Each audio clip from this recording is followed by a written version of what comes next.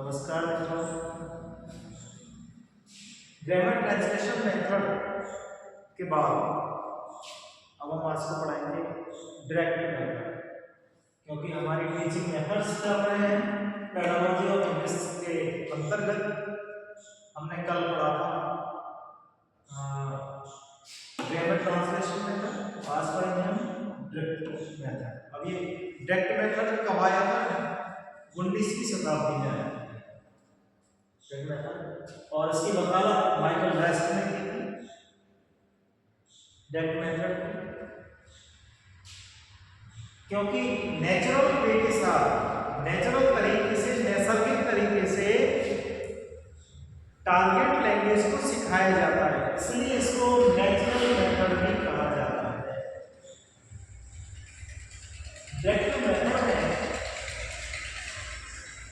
विद्यार्थियों को direct English बोलने के लिए कहा जाता है। वो केवल टारगेट लैंग्वेज में ही कन्वर्सेशन करते हैं, स्पीकिंग टारगेट लैंग्वेज में ही करते हैं, केवल टारगेट लैंग्वेज का ही यूज करते हैं। हिंदी का यूज नहीं किया जाता डायरेक्ट मेथड में। हिंदी या जो मदर टंग है उसका यूज नहीं किया जाता। स्ट्रेस ऑन स्पीकिंग, केवल स्पीकिंग पर ही ध्यान, स्पीकिंग भी टारगेट लैंग्वेज में, मदर लैंग्वेज नॉट यूज।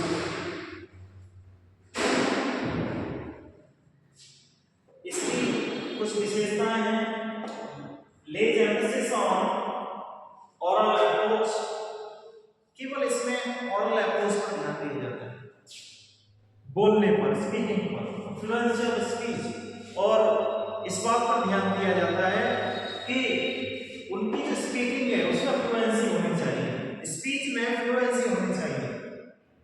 तो जितनी ज्यादा फ्लुएंसी, उनका ये मानना है कि यदि बालक अपने टारगेट लैंग्वेज में बात करना सीखता है, वो स्पीच करता है, तो स्वतः ही वह अपने टारगेट लैंग्वेज को सीख जाता है, क्योंकि जैसे ही वो उसके संबंधित वर्ड्स को सीखेगा, बोलेगा, तो उसकी जो टारगेट लैंग्वेज है खुद ब खुद वो आत्मसात कर ली जाएगी या उसके बाद सीख ली जाएगी।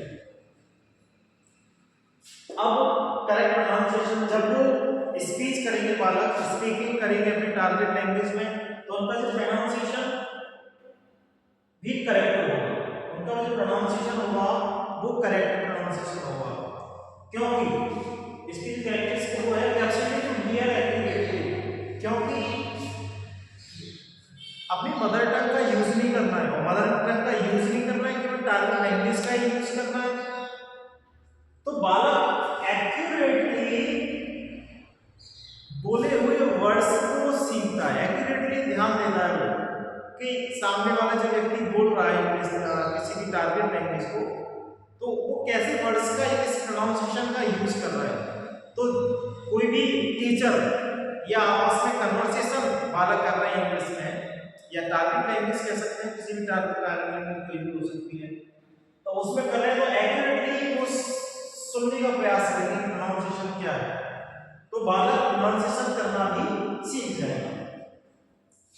इंक्रीज सेल्फ कॉन्फिडेंस, अब क्योंकि मदर टंग का यूज करना निषिद्ध होता है, मदर टंग यूज नहीं की जाती, तो बालक में इंक्रीज सेल्फ कॉन्फिडेंस, आत्मविश्वास भी जागृत होता है। लेकिन इसके कुछ विशेषताओं के साथ साथ में इसमें कमी आ गई है, क्योंकि इसमें केवल बोलने पर ध्यान दिया जाता है, स्पीच पर या स्पीकिंग पर ध्यान दिया जाता है।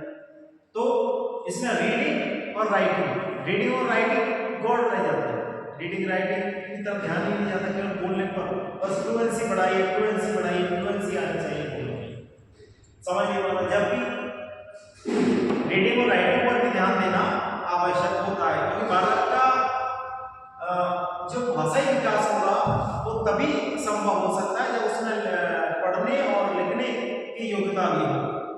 इसके अलावा कई प्रकार की टारगेट लैंग्वेज में ऐसे वर्ड्स होते हैं जिनके अर्थ मदर टंग से एसोसिएट करने में बड़ी समस्या आती है, समझने में बहुत कठिनाई होती है।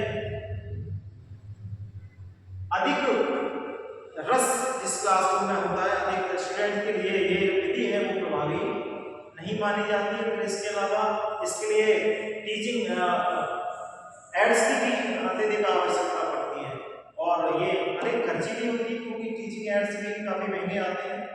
उस हिसाब से जो डायरेक्ट मेथड है वो काफ़ी महंगी भी होती है। तो इन विधियों के कुछ लाभ भी बताए गए, कुछ मेरिट भी बताए गए, कुछ इसकी विशेषता बताई गई है, इनके कुछ डिमेरिट्स भी बताए गए हैं। आगे हम इससे संबंधित और अगली क्लास में डिस्कस करेंगे। तब के लिए थैंक यू, धन्यवाद।